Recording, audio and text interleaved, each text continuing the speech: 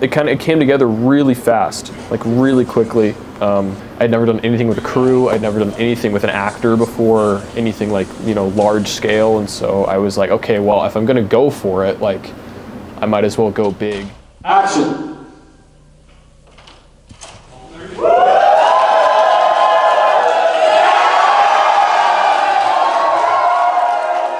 That's where the idea for the rally scene came from. I've always wanted to do something in an auditorium, do like a theater, you know, set piece. And action!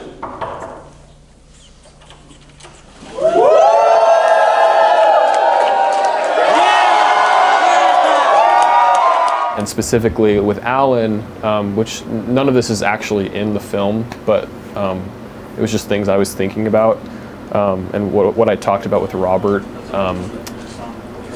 Somebody who would say things and do things that would lead somebody like me and people who agree with me, who are more progressive, to want to vote for him. But he's doing it purely, you know, for political power, for, you know, to climb up the social hierarchy and for financial gain. Get across the feeling that I have that I feel like almost every politician is untrustworthy, you know? Even the ones that are doing it for like good reasons, you know, we have no idea what goes on behind the closed doors. We just know what we see in, you know, congressional hearings and stuff. We don't know what their daily lives look like. A politician's career and like livelihood and income is based on how well they're able to speak, you know?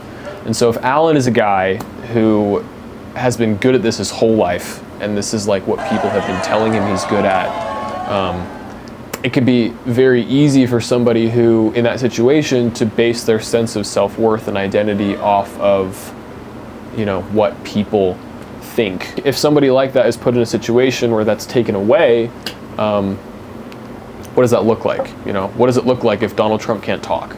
If Donald Trump goes deaf tomorrow, what does that look like?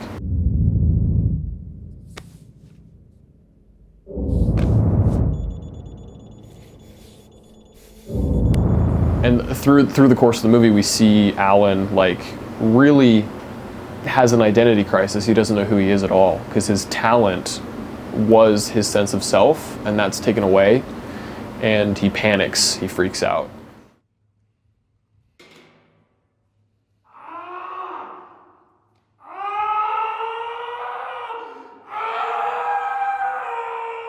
It was just a vehicle to explore like identity, really.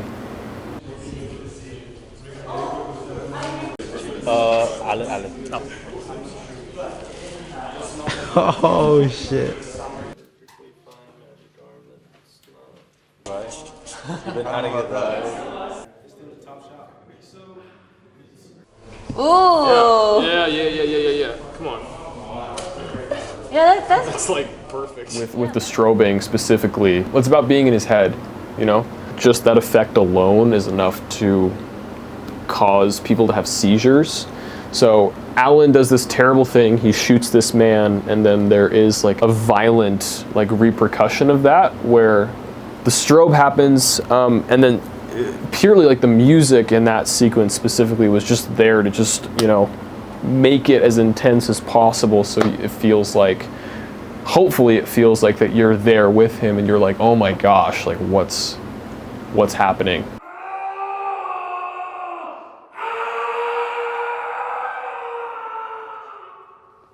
What does this film mean to you, and what do you hope it can provide for the viewer? It was a really huge boost of confidence for me. I had never worked with a professional actor before, which is what Robert is. We'll walk over here because this is the scene before what Luke is aspiring to be. I had never done anything with like real locations.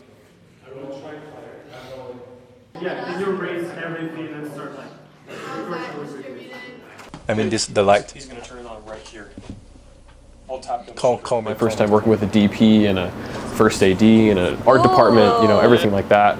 Producer, I know that I had an experience where I kind of proved to myself that I can do this and I have a place doing this for the rest of my life. Perfect. Yeah. You want to say anything directly to the camera, to the viewer, about you, the film. Last regards. Yeah.